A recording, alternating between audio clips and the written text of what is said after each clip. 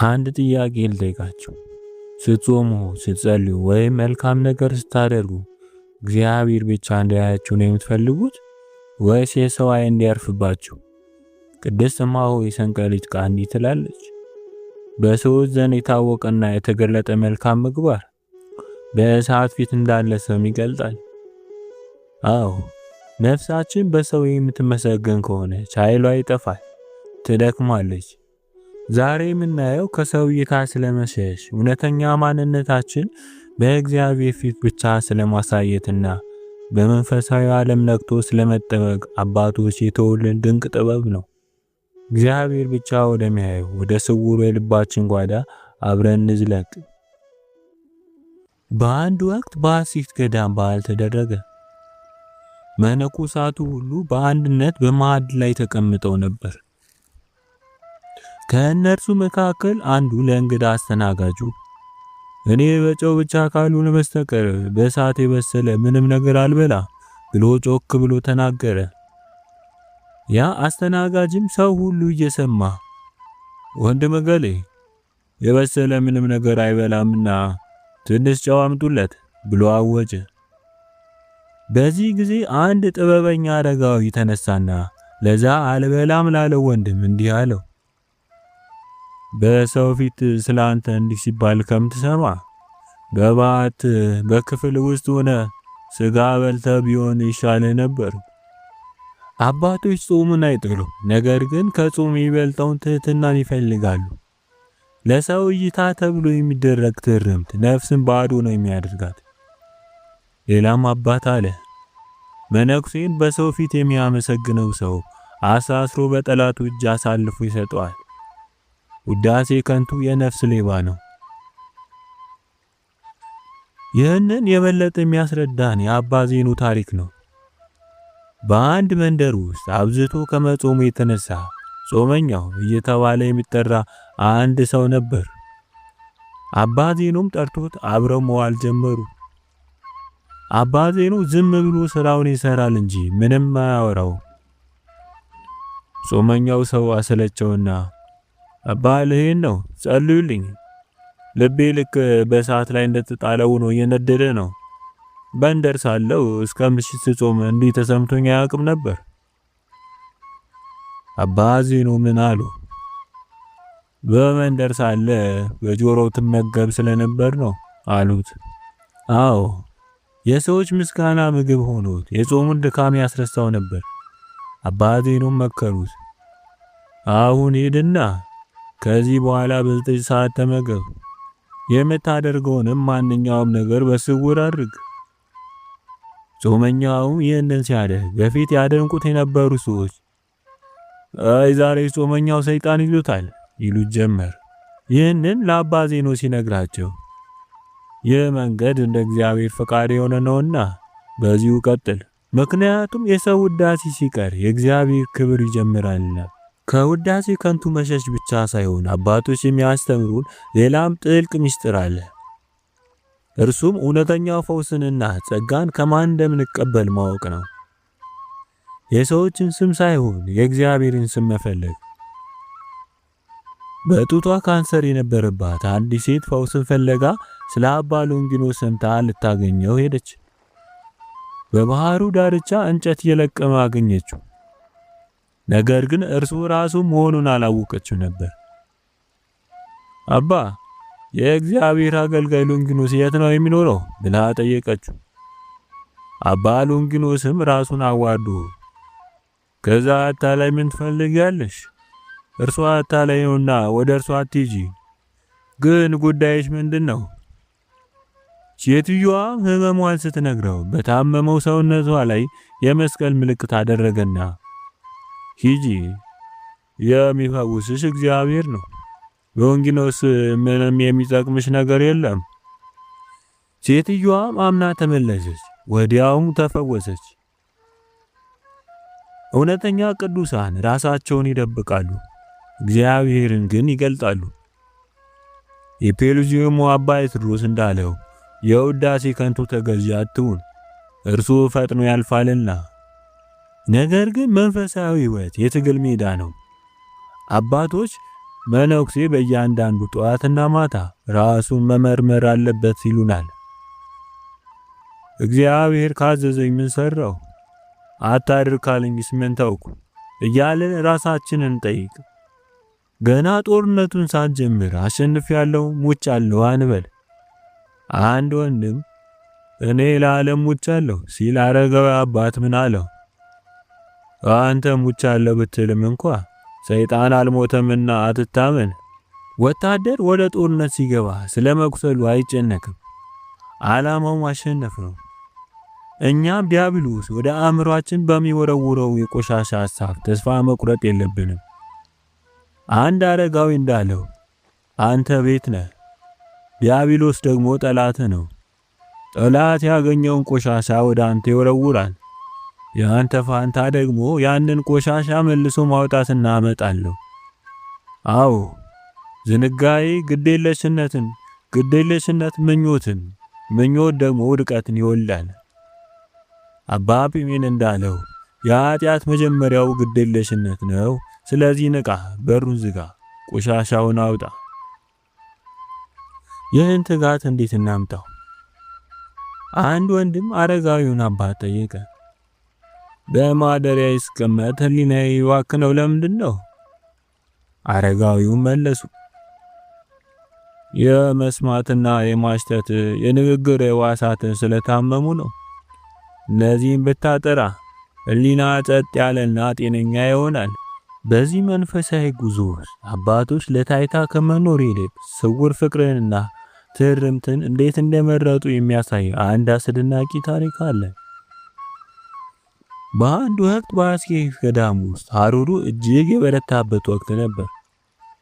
በዚህ ጊዜ አንድ ደግ ሰው ለአንድ ባህታዊ እጅግ የሚያምርና የሚያረካ የወይን ዘለላ በረከት ይዞለት መጣ። ባህታዊው ግን እንዲህ ሲል አሰበ። ከእኔ ይልቅ በአጎራባች ባት ያለ ወንድሜ ይህ ያስፈልገዋል፣ እሱ ደካማ ነውና ብሎ በድብቅ ወሰደና ሰጠው።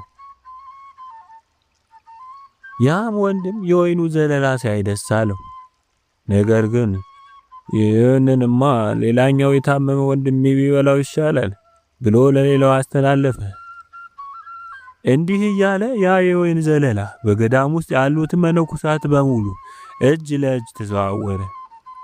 የሚገርመው ግን እያንዳንዱ መነኩሴ ለራሱ ከመመኘት ይልቅ የወንድሙ ስለመረጠ በመጨረሻ ያ የወይን ዘለላ ሳይነካ መጀመሪያ ወደ ነበረበት ባህታዊ እጅ ተመለሰ። አባቶች በስውር እርስ በርሳቸው ይተጋገዙ ነበር እንጂ ማንም የእኔ ተጋድሎ ይበልጣል ብሎ ለታይታ ይሽቀዳደም ነበር። ይህ ስውርነት ደግሞ የመነጨው ከትህትና ነው። ታላቁ አባ አጋቶን በሰዎች ዘንድ እጅግ ይከበር ነበር። አንድ ቀን አንዳንድ ሰዎች ሊፈትኑት ትህትናውን ሊያዩት መጡ። አባ አጋቶን ሆይ አንተ አመንዝራና ትዕቢተኛ ነህ ይባላል፣ እውነት ነው? እርሱም ወዲያው አዎ እውነት ነው፣ እኔ ኃጢአተኛ ነኝ። ደግሞም እነዛ ሰዎች አንተ ተሳዳቢና ዋሾ ነህ፣ እውነት ነው አሉት። እርሱም አዎ ልክ ናችሁ። በመጨረሻም አንተ መናፍቅ ነህ ይባላል። በዚህ ጊዜ ግን አባ አጋቶን አይደለሁም፣ ይህንማ አልቀበልም። ሰዎችም በመገረም ሌላውን ሁሉ ስንል አዎ ብለህ ተቀበልክ፣ ለምን ብቻ እምቢ አልክ ብለው ቢጠይቁት እርሱም እንዲህ አለ። የመጀመሪያዎቹ ስድቦች ለነፍሴ ይጠቅማሉ፣ ትህትናንም ያስተምሩኛል። መናፍቅነት ግን ከእግዚአብሔር መለየት ነው። እኔ ደግሞ ከፈጣሪ መለየትን አልፈልግም። አባ አጋቶን ራሱን በማዋረድ የሰዎችን ከንቱ ውዳሴ እንዲህ አጠፋው። እውነተኛ ትጋት ደግሞ እስከ መጨረሻው መዝለቅ ነው። አባ ሲሶይ ሊያርፍ በሞት አፋፍ ላይ ሳለ ፊቱ እንደ ፀሐይ ያበራ ጀመር። በዙሪያው የነበሩ ደቀ መዛሙርት ታዩትና አባቴ ሆይ ምን እያየህ ነው? እርሱም ቅዱሳን መላእክት ነፍሴን ሊወስዷት መጥተው ያየዋቸው ነው። ትንሽ ቆይቶ ደግሞ ብርሃኑ ጨመረ። አሁን ምን ታያለህ? አሉት። ቅዱሳን አባቶችና ነቢያት ሲመጡ ያለው። በመጨረሻ ፊቱ እጅግ አበራና ከማንም ጋር ማውራት ጀመረ። ደቀ መዛሙርቱ አባቴ ሆይ ከማን ጋር ነው የምታወራው ሲሉት መላእክቱ ትንሽ ጊዜ ስጡኝና ንስሐ ልግባ ብዬ የለመንኳቸው ነው። ደቀ መዛሙርቱ ደነገጡ። አባቴ አንተ እኮ ዕድሜህን በሙሉ በቅድስና የኖርክ ነህ፣ ንስሐ ምን ያስፈልጋል? አረጋዊው በመጨረሻ ትንፋሹ እንዲህ አለ፣ ልጆቼ ሆይ እመኑኝ፣ ገና ንስሐ መጀመሬን እንኳ አላቅም። ይህንን ብሎ አረፈ። ዓለም ሁሉ የሰገደለት ቅዱስ በራሱ ዓይን ግን ገና ንስሐ ያልጀመረ ምስኪን ሆኖ ታየ። እንዲህ ያለውን ክብር ለማየት ግን ከዓለም መሸሽ ግድ ይላል። ስለ አባ አርሳኒዎስ ዝምታ ስንሰማ የምንማረው ይህንኑ ነው። አባ አርሳኒዎስ በቤተ መንግሥት የተማረና ትልቅ ስልጣን የነበረ ሰው ነበር። ወደ በረሃ ሲገባ ግን አንድ ቃል ብቻ ይሰማ ነበር። አርሳኒዎስ ሆይ ከሰው ሽሽ፣ ዝም በል፣ ጸጥታንም ውደድ፣ እነዚህ የጽድቅ መሰረቶች ናቸውና። አንድ ቀን አንድ አባት ሊጠይቀው መጣ። አባ አርሳኒዎስ ግን በሩን አልከፈተለትም ነበር። ያም አባት አዝኖ ሄደ። ሌላ ጊዜ ደግሞ አባ ሙሴ መጣ። አባ ሙሴ ግን በፍቅር ተቀበለው። ወንድሞችም ለምን ለአንዱ በሩን ዘግተህ ለሌላው ትከፍታለህ ብለው ጠየቁት። እሱም እንዲህ አለ፣ እግዚአብሔር ያውቃል፣ እኔ ሁላችሁንም ወዳችኋለሁ። ነገር ግን መላእክትና ሰዎች በአንድነት ሊኖሩ አይችሉም። በሰማይ በሺህ የሚቆጠሩ መላእክት አሉ፣ ግን አንድ ፍቃድ አላቸው። በምድር ግን ብዙ ሰዎች አሉ፣ ብዙ ፍቃድ አላቸው። ስለዚህ ከእግዚአብሔር ጋር ለመሆን ስል ከሰው እሸሻለሁ። ነገር ግን ዝምታ ብቻውን በቂ አይደለም። ስራና ተግባር መቅደም አለበት። አንድ ወንድም ወደ አባ ቴዎድሮስ መጣና በሕይወቱ ስላልሞከራቸውና ስላልኖረባቸው ነገሮች ይነጋገረው ጀመር። አረጋዊውም እንዲህ አለው፣ ገና መርከብ አላገኘህም፣ ዕቃህንም አልጫንክም፣ አንተም አልተሳፈርክም። ሆኖም ግን ገና ከመሳፈርና በባህሩ ላይ የቀዘፍ ከመጓዝ በፊት አስቀድመ ከምትጓዝበት ወደብ ላይ ደርሰሃል።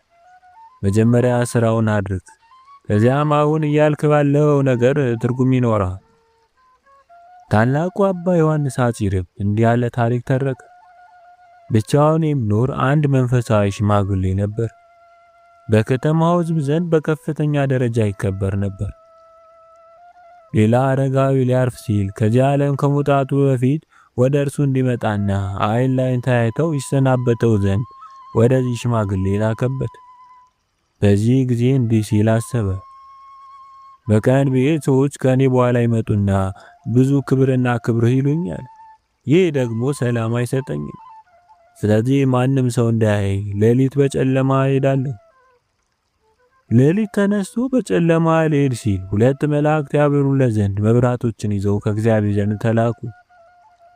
መላእክት እያበሩለት ሲሄድ የከተማው ሰው በሙሉ ወጣና የዚህን አረጋዊ ክብር ተመለከተ።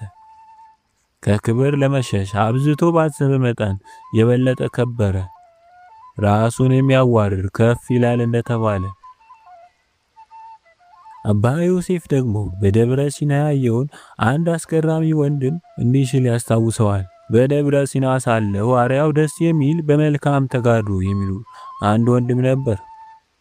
ወደ ቤተክርስቲያን ሲመጣ ያለቀና እሳት የበላው የማቅራፊ እንደለበሰ ነበር። ወደ ቤተክርስቲያን እንዲህ ሲገባ አየሁትና አንድ ቀን ወንድሜ ሆይ ወንድሞች በጸሎት ጊዜ በቤተክርስቲያን ሲቆሙ በአምሳለ መላእክት ሆነው አታያቸውምን?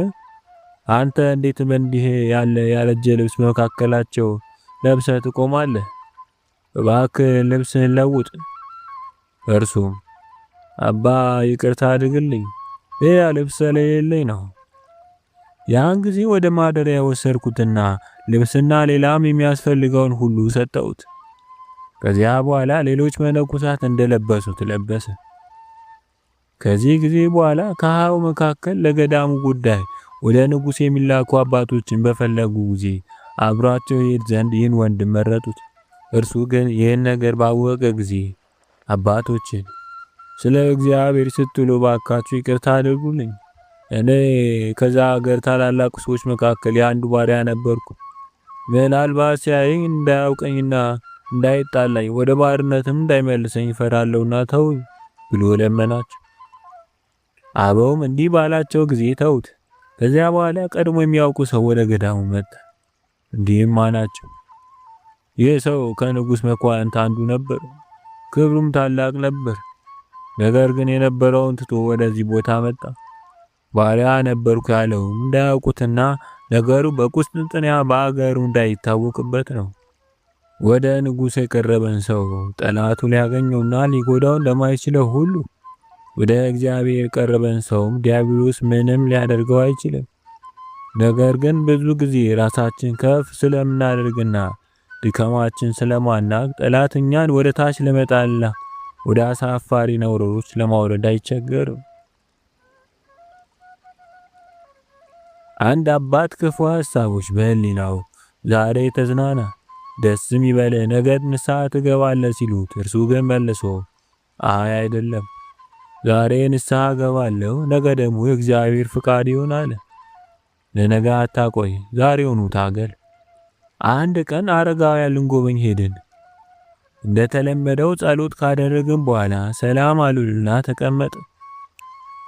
ከእነርሱ ጋር ከተነጋገርን በኋላ ለኔል ስንል ጸሎት እንዲያደርጉልን ጠየቅናቸው።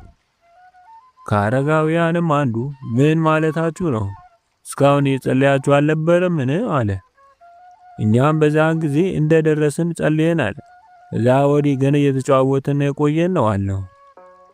ያ ሽማግሌ አባትም ወንድሞቼ ሆይ ይቅርታ አድርጉልኝ፣ ከእናንተ ጋር ቁጭ ብሎ እያወራ 300 ጸሎታትን የጸለየ ወንድም በመካከላችሁ አለ። ከዛም ጸሎት አደረጉልና አሰናበቱ። በንግግር መሃል እንኳን ሳይቋረጥ የሚፈስ ጸሎት፣ ከክብር መሸሽ እና ራስን ዝቅ ማድረግ የአባቶች መንገድ ይህ ነው። አሁን ደግሞ ይበልጥ ወደ ጠለቀው ሚስጥር እንሂድ። ወርቅ አንጣሪ እሳቱን አንድ እያነደደ አንድ የሚያጠፋ ከሆነ ወርቁ አይጠራም። ነፍስም አንዴ ለእግዚአብሔር ስትገዛ ሌላ ጊዜ ቻለ የምትል ከሆነ አይጠቅማትም። የአዝመራ ወቅት ሲደርስ 7 መነኮሳት ወፍ ይጠብቁ ነበር። ከእነርሱም አንዱ እናንተ ክፉ ሐሳቦች ከውስጥ እናንተ ወፎች ደግሞ ከውጭ ወግዱልኝ ብሎ ጮኸ።